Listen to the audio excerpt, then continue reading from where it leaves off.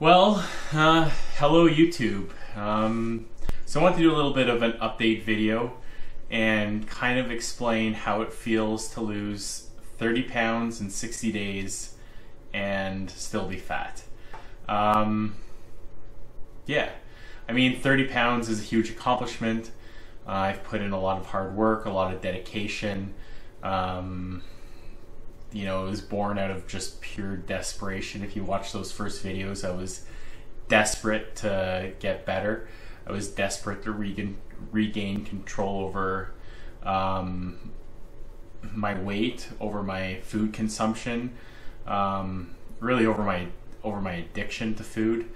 I basically had 2 years, over 700 days of false starts. So that's 700 days or more of getting up every day and saying, today's the day I'm going to change. Going to bed every night and saying, tomorrow morning's the day that I'm going to change. I'm going to eat healthy, that I'm going to start to exercise again, that I'm going to get down to where I need to be. And for those 2 years, for those 700 and some odd days, it's failure after failure after failure after failure. And what that does to you, instead of the scale going down, it's going up. And yeah, it's difficult. It's not easy. But it only took one day of success to sort of click in again. And as I've been improving, I've also been failing along the way as well. I just want to talk a little bit about that. So I guess first things first, this YouTube channel, even though I have 2 subscribers that are awesome. I haven't got many views, but I'll tell you what, this has kept me accountable, and this is really for me. It's about me being able to look back on my day and try and figure out what is causing me trouble, like what is blocking me from success. And to be able to analyze and figure out what's blocking me from success will also help me determine how I won't return back to that before, because to tell you the truth, I've already been a statistic. I've already lost a massive amount of weight, and I regained a massive amount of weight. And although I became one statistic where I regained a significant amount, I didn't become the main statistic of regaining all my weight that I lost plus some. And to be honest, I'm deathly afraid of that, because I made a lot of promises to myself. I promised that I would never see those numbers again. And here I am, seeing those numbers again, or here I was seeing those numbers again. So if I don't analyze what is causing me to fail and what's causing me to give into, food as an addiction, what issues I'm not dealing with in my life to sort this out, I know I'm destined to be back there.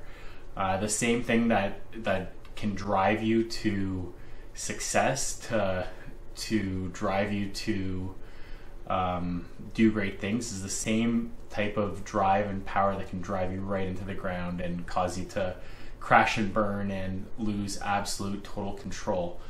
So that's what I want to avoid. I want to avoid losing control again. And I know that no matter how much success I achieve, no matter how much work I put into it, I am one moment away from reverting and having that type of failure again. And to be honest, it scares me to death, because I don't want to do that. I want to succeed. I want to be successful in this. So what does weight loss look like to somebody who's been chronically fat their entire life? Well, the unfortunate part is that weight loss looks exactly like weight gain. And this is one of the most difficult concepts that I've tried to convey to people that are close to me. If I looked at myself at 346 pounds in the mirror, depending on how I felt that day, depending on maybe what I ate that day, I could look in the mirror and feel great. I could look in the mirror and see something that wasn't reality. In the same token, when I was down in the 230s, I could look in the mirror and feel like absolute garbage. I could not see in my mind, through my own eyes, I could not see the realities of what my outer shell looked like. It was based solely on what I felt inside. And that makes it very difficult to regulate what your weight is. It actually makes it almost impossible because you don't see the minor changes, good or bad.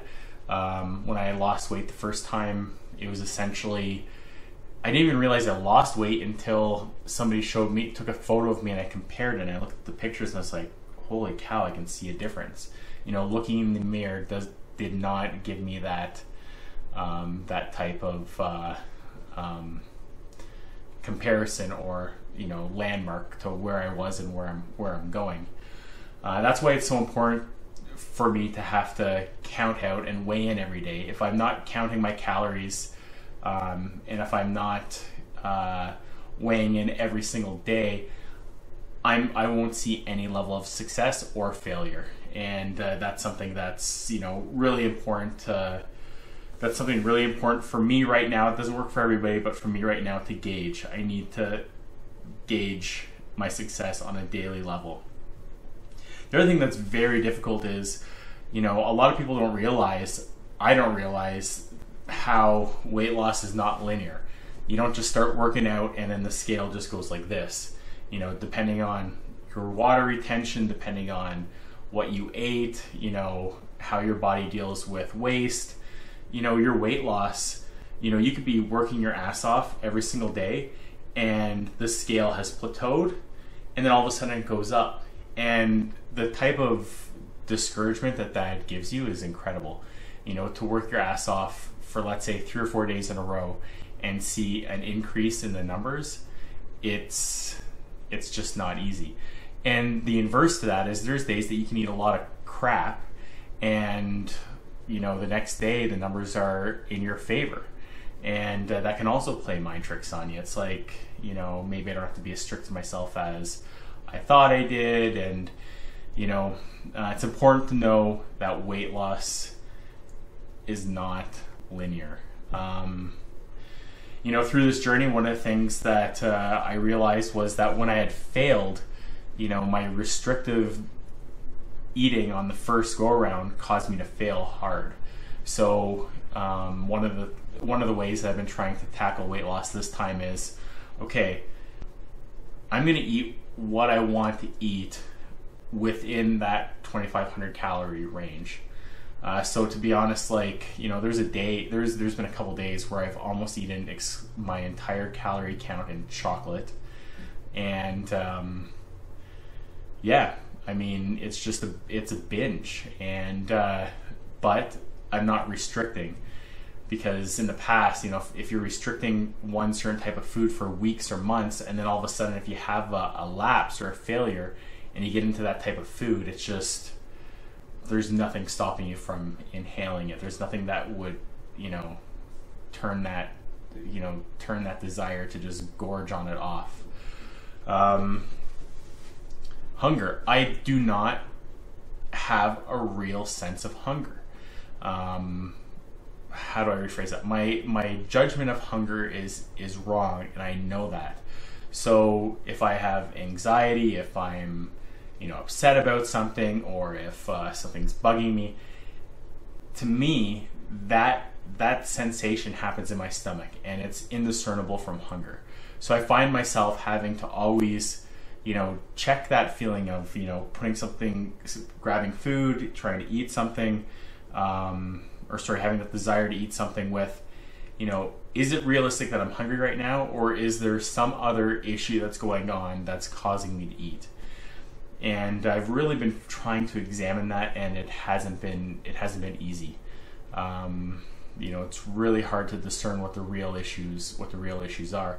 And food provide comfort. You know, if you have a stressful job, if you have stressful things going on in your life, and food gives you that relief, you know, it's very easy to justify.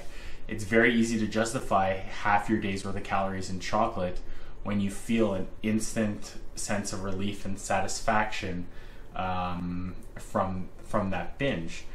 And the inverse to that is, once that binge is over, you know, it could be 10 seconds later, all those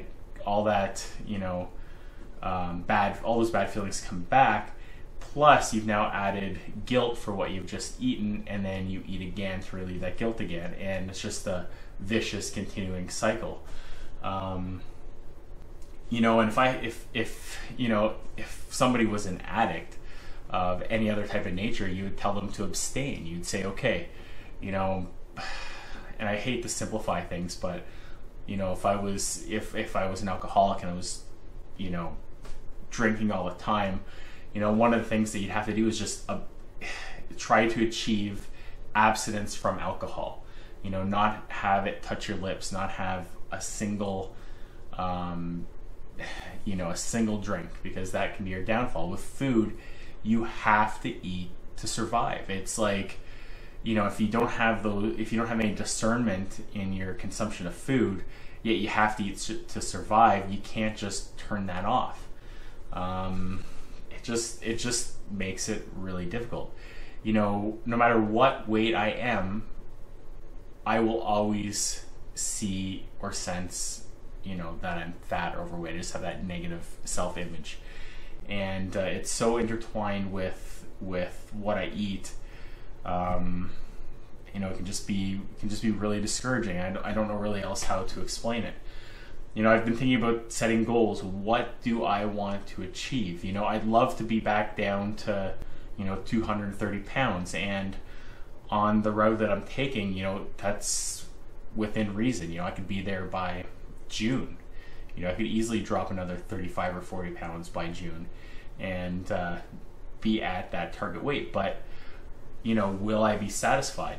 One of the things that people don't realize, now, as I've been working out every day, I've also been watching a lot of weight loss shows on YouTube. So if you look at the treadmill, or when I was on the bike before it broke, you know, you see my head down and I'm focusing. And what I'm focusing on is an iPad or my cell phone, and I'm watching YouTube videos of Extreme Weight Loss Challenge, Biggest Loser, those types of things. And what I'm also doing is, you know, watching the episode and then researching the contestant that's on that episode.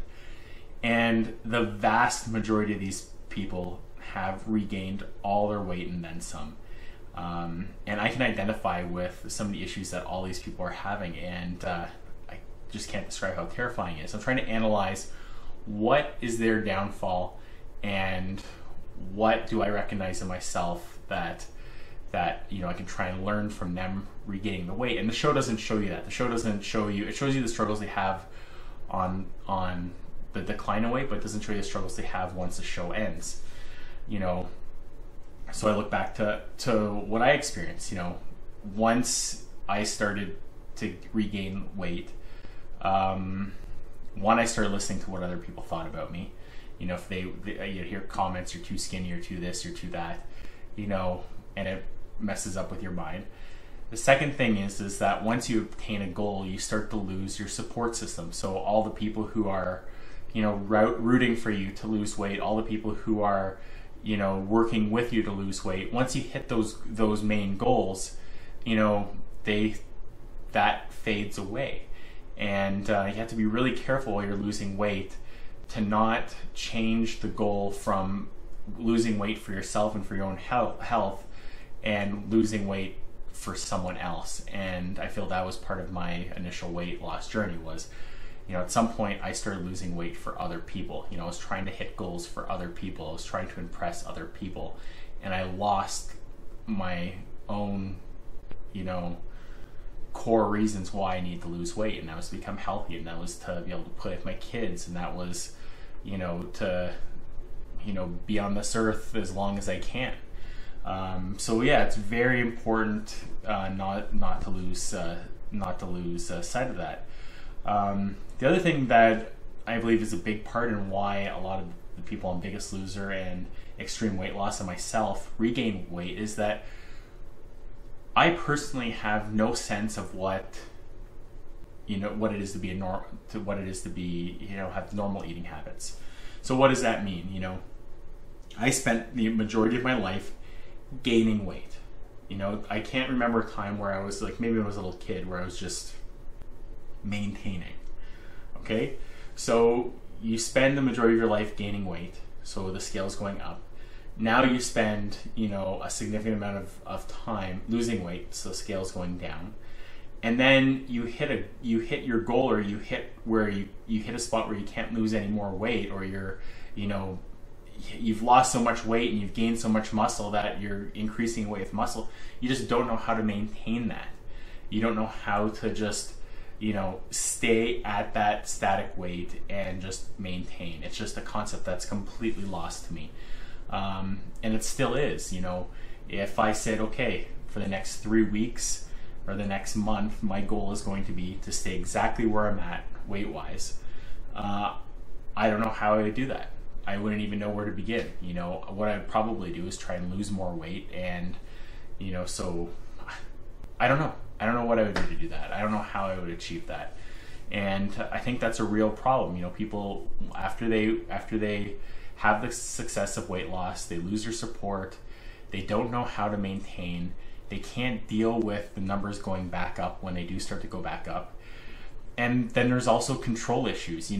If you lost a significant amount of weight, you believe that you can control those numbers. You believe that with a flick of a switch, tomorrow I can drop that weight again.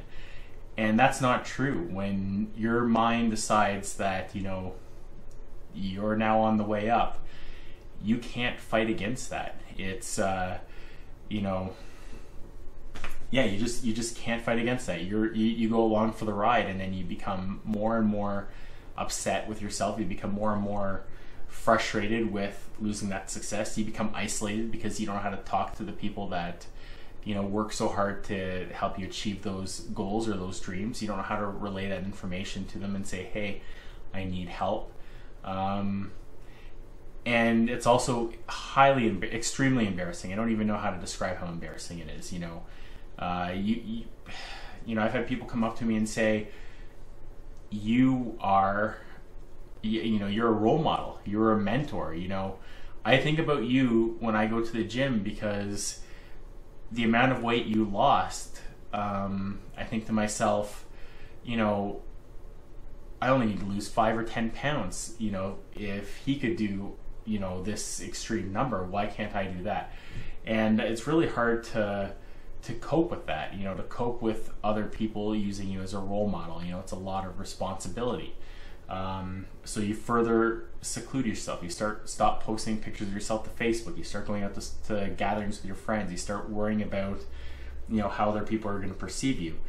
And you believe that you can still control your food. You believe that you can still eat what you want and ultimately get back to where you were.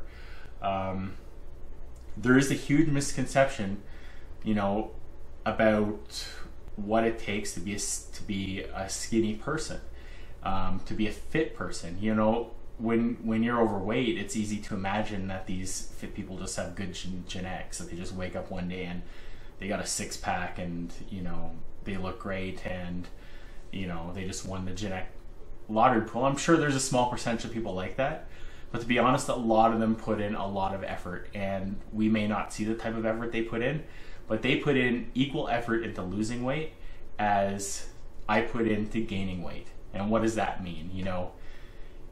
It takes effort to be fat. It takes effort to go to the grocery stores, to stop at McDonald's, to stop at Tim Hortons, to stop at the corner store, to find hidden cookies that your wife has hidden in the house. It takes effort to go and do those things. And it takes a significant amount of time throughout your day thinking about that. And one of the things that you don't realize is that skinny people aren't gifted. Some may have like high metabolisms and whatnot, but the people who are truly fit, they put effort into that.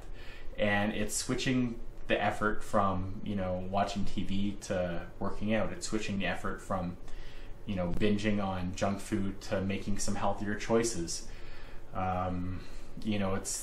It's putting the effort into maybe parking your car at the back of the parking lot to gain more steps than at the front. It's making sure that if you set a goal for 10,000 steps a day, that you seriously try to achieve it, no matter how tired you are. Another big misconception, when people start to lose weight, it's exhausting. I can't even describe how exhausting it is. you know, you just don't have the energy at the end of the day to be able to get up and do the exercises that are required. And you know, I've had to resolve, actually, if somebody asked me today, what is your biggest secret to losing the 30 pounds in the last 60 days? And it's taking a bloody power nap before I jump on the bike, or before I go for a power walk, or before I do anything. If I'm tired and exhausted, you know, my body and my mind need a reset. And I found that I can achieve that by setting my alarm for 40 minutes and having a sleep. You know, you wake up slightly refreshed, you wake up with, you know, a clear head, and you're able to hammer out that exercise. You know, that to me right now is my biggest, you know, is the biggest factor in my success, is taking a power nap to regenerate, you know, regenerate some power and get those things done, and being disciplined with myself. It's not easy, and you know, there's a lot of videos on YouTube, and you hear a lot of stories where, and I was one of those stories where people are like, you know what, you just got to get it done. It's easy. It's this, it's that. It's not. It's hard. It's the most difficult thing you'll ever do. And if you think the weight loss part is difficult, it's even more difficult once you achieve those goals. And yeah, I know I'm kind of rambling on here, but I hope that you know, that this might one day help somebody realize you know, the types of struggles that go on for somebody like me who's overweight to achieve these goals. And yeah,